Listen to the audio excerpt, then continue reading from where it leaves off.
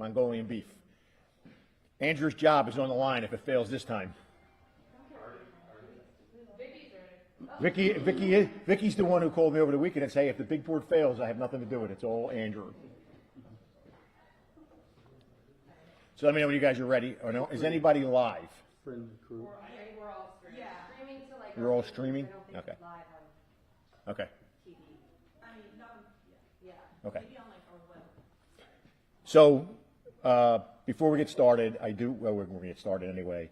I do want to, offer my condolences to Landon Watson's family. He's the young man who was killed.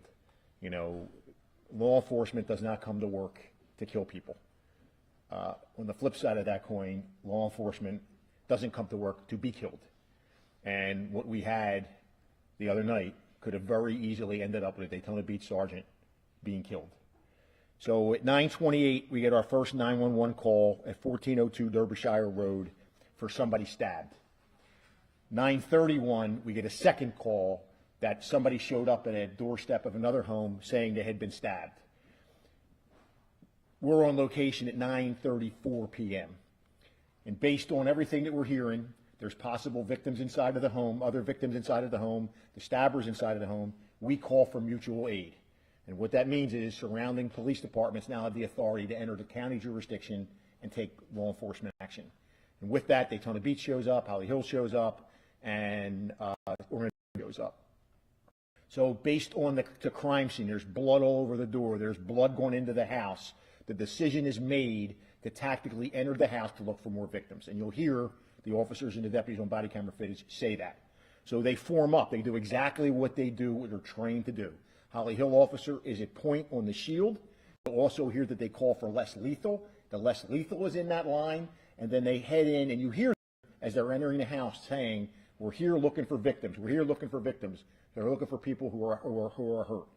And as they go in, you'll see the house, is important to note, is only 900 square feet, if it's even that. So you're in a tiny area, a lot of furniture, and the suspect in this case, Landon Watson, screams and comes right at the Daytona Beach sergeant and gets probably within a millimeter of him, or he may have even struck him with the dagger. This isn't a butter knife. We'll show you a photo. It's a dagger. And with that, everybody opens fire and strikes him. It's important to note that Landon was arrested on 6/20 of 25 for loitering and prowling. And at his arrest, when they asked you different mental health questions, he said that he wanted to die. So clearly, the sad part is there's a mental health issue here. You have two victims who were stabbed, and again, when we show you, this was a dagger. Had that got into the sergeant's neck or the sergeant's head or the sergeant's face or his jugular vein, we'd be having a completely different story. And as we sat back, and I'm not speaking for the chief's going to speak his own words, I watched the videos over and over and over again. I am extremely proud and support 1,001% what those officers did. They didn't go to work that night to kill anybody, and they certainly didn't go to work that night to be killed. It's a sad situation. Now we have to deal with the mental health of the officers that are involved. And again, I do want to extend my sympathies to the family. They did lose an 18-year-old. So, Chief. Thank you, Sheriff. So just to echo that, I too want to extend my sincere condolences to the family of the victim. Like the Sheriff has already stated, this is not something that we responded to with hopes of having to take a life. But the Sheriff's already pretty much explained, for the most part, our involvement was a mutual aid request. So once we received that call, it was a very dynamic and violent situation. I had approximately 7 officers respond prior to shots being fired, and then an additional 3 or 4 after the shots were fired. So my initial officers were assigned to, some of them were assigned to the outer perimeter around the residence, and I had approximately 3 of them that were on that entry team.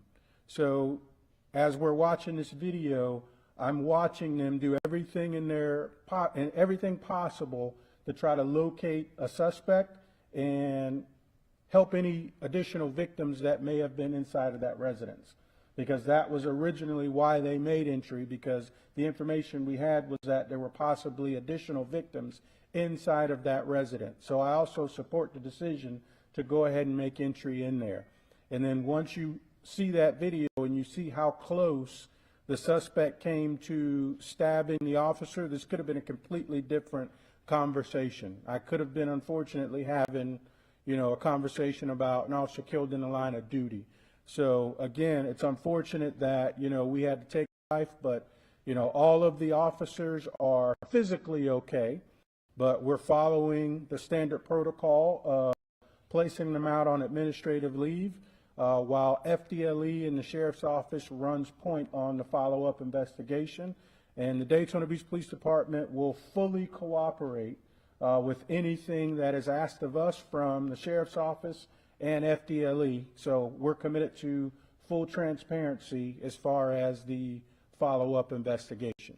And I just want to again commend, the Sheriff's Office, Orman, Holly Hill, everybody that responded to that scene, because that is the great thing about serving in law enforcement in our area is when that alert tone goes off, the patch doesn't matter. Any and all available units are going to respond and do our best to, restore safety to our community. So before we play this real quick, somebody had asked me this morning, since April of 2023, we have been to that residence 21 times in that time period. And some of the calls, we'll give you some of the call histories. The two most recent calls were on 1/29 of 25, we assisted probation and parole on a home search. On 7/1 of 2025, a disturbance and gunshots was reported.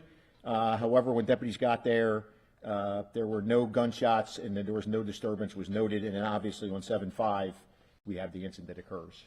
Andrew, I'll let you hit the button.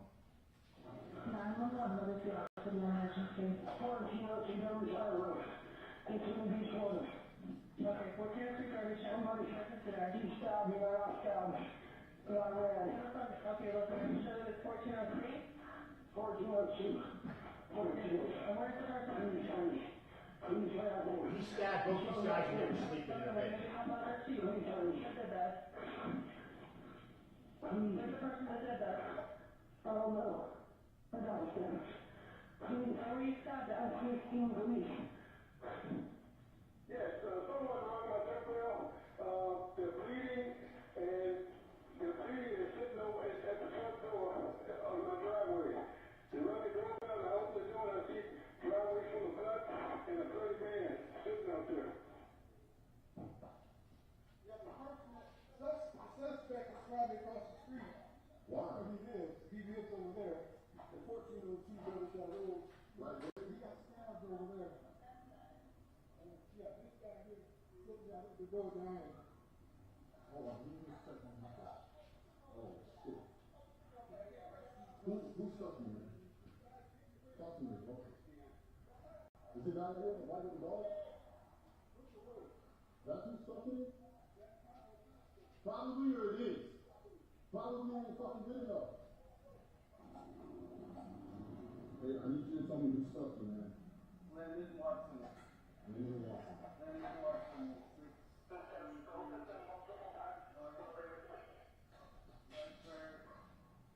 Hey, my victim here at Crystal Wall in Jersey says Landon Watson.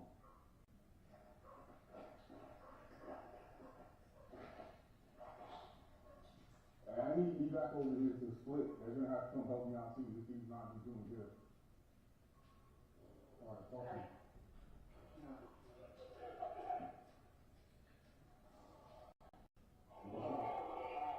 What's wrong out here? Let's see. You're not breathing too bad, okay? Yeah, you walk out. Hey, I got bad stabbing over here. I need to be back over here, like right now. Alright, just stay in the house for now. Just stay in the house for now. 50 seconds. Where's he at, dude? He was in the house. Over there? Yes. Okay. Just wait for him to right now. Stay in that house. Hey, that house that y'all are holding right there?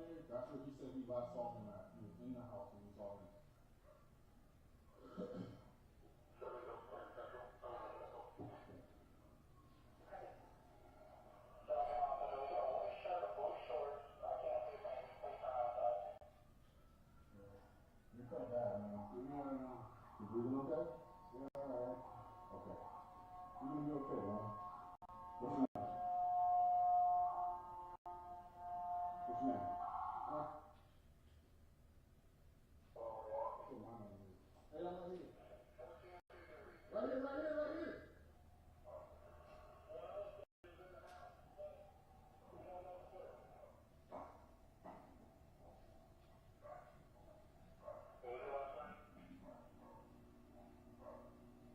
White shirt, let me know about any shorts. White shirt is the only thing you can tell me. The last time he was seen was out.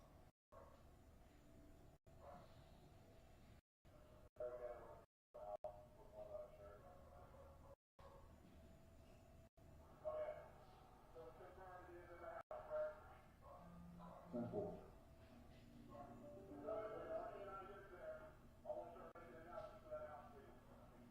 This is your favorite.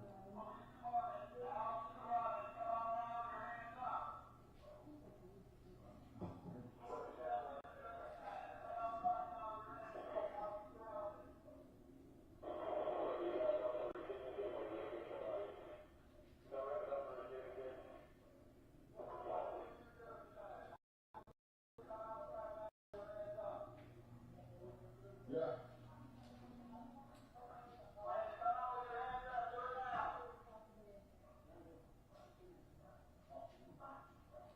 We're gonna go in slow. We have another shield, so we're gonna have to go left and right. Hold right. Stand by. Yeah, let's leave it. Put you in the back. Yeah, we're gonna hold right. Yep. Hold right. Hold left. Go. Go.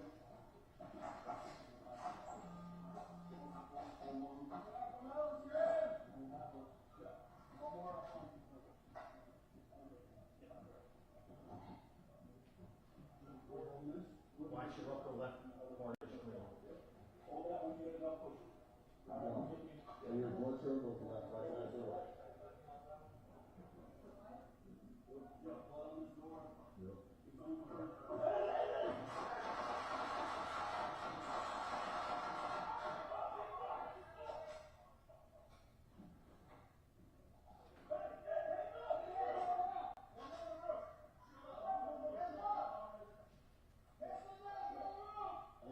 One person talk at a time. One person talk at a time.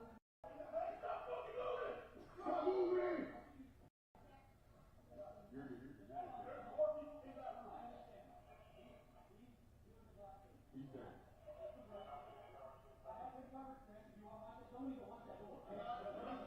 I got the door.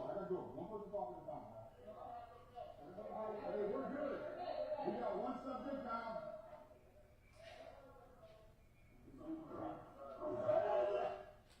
So you can see his right hand, how close he is to the sergeant. And that is the dagger that he used. The two victims were sleeping when he attacked them, the 39-year-old and the 16-year-old. So anybody got any questions? Right now, I think you heard the chief say it, FDLE is in charge of the investigation with the state attorney's office. You look any police discharge, they look at, me and the chief look at policy issues and training issues, and the state attorney's office will look at criminal issues, and Florida Department of Law Enforcement looks at that same exact thing, standard operating procedure. All the officers and deputies involved are on administrative leave till we decide that the time is right to return them to duty. You said since 2023 they were called 21 times. We've been there 21 times to that home. Only one call involved him, and that was the night of that incident. So all three of them lived in that home? To the best as we could tell, yes. Friends, you know? Just a bunch of random people in there? You don't know? Yeah. When you see how quick the encounter was and how split second of decision was, what comes to mind for you? It comes to mind, thank God the sergeant wasn't stabbed. You know, it's one of the things I said in the beginning. You're going into 892 square feet with furniture all over the place. There's not a lot of room to maneuver. So to all the armchair quarterbacks out there, oh, you should have shot him with this, you should have shot him with that. You saw how quick that was. And I'm telling you, we can't tell you with 100% certainty that the sergeant wasn't stabbed, but there's a good chance he was, and his vest may have stopped it. We don't know that 100%, but that's how close he is when he comes out with that dagger. And the guy's not holding a knife. You got one thing to do, and your reaction is going to be do what you were trained to do, and you're going to use deadly force. You know, and there was really no other option in that confined area. And you know, you can second guess what you want. You know, do you not go in and there's other victims there and they bleed to death, and then you get, well, why wouldn't you go in? You know, and think of something. An active killer doesn't necessarily have to have a gun. You know, an active killer can have a knife and can be killing people while you're standing outside, you know, debating on what you do. So, like I said, tactically, they did, and Chief said this, it didn't matter what their packs were. You saw how they formed up, announcements were made, and they went in, and when he came through that door, there wasn't a hell of a whole lot anybody was going to be able to do to stop that threat. Good question, Edwards. Chief, you want to close it?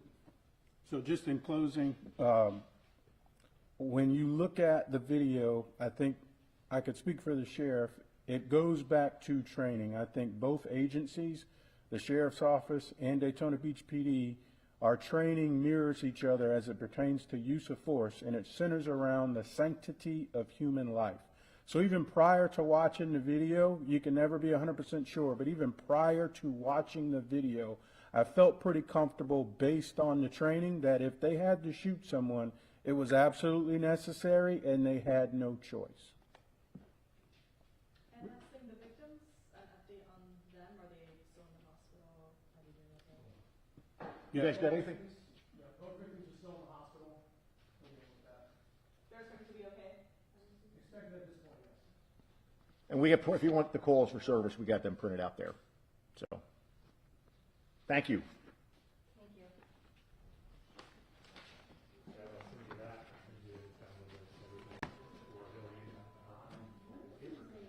You want to do the Hansu? Yes, please. You got it already? I memorized it. You memorized all 21 calls for service? I'm wondering if I should get this other thing out of the way. You might as well. Hold on, the chief does want to, the chief had another incident that he wants to talk to you guys about. We can't put DVPD's logo up there, but That's fine. they're good, but they're not that good.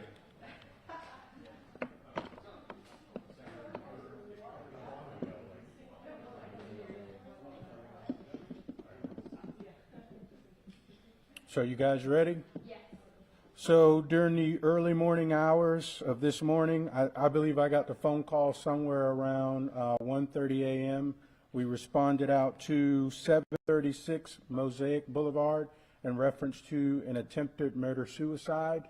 So we have a couple, they were not married, but they've been together and they've lived together. They've been together for approximately 3 years. We get the phone call of a person shot. We respond out there, and there are witnesses on scene because the way it played out was the female victim, who is still alive, she was able to call her aunt. So the aunt and the boyfriend respond to this location, and the boyfriend actually meets the aunt at the door.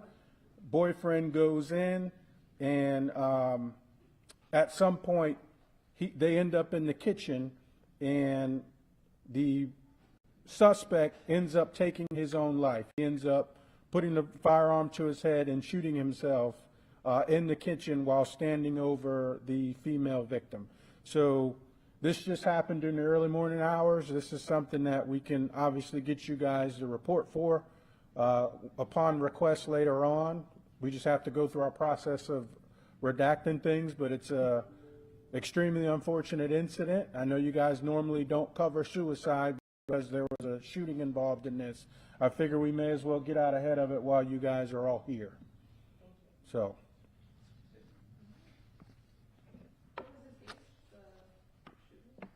We will get all that to you once we get the report redacted.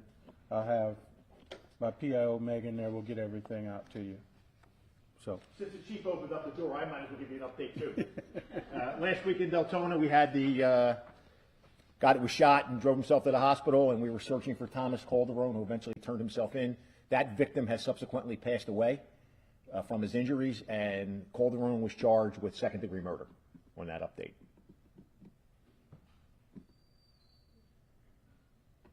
You guys good there? Yeah. All right.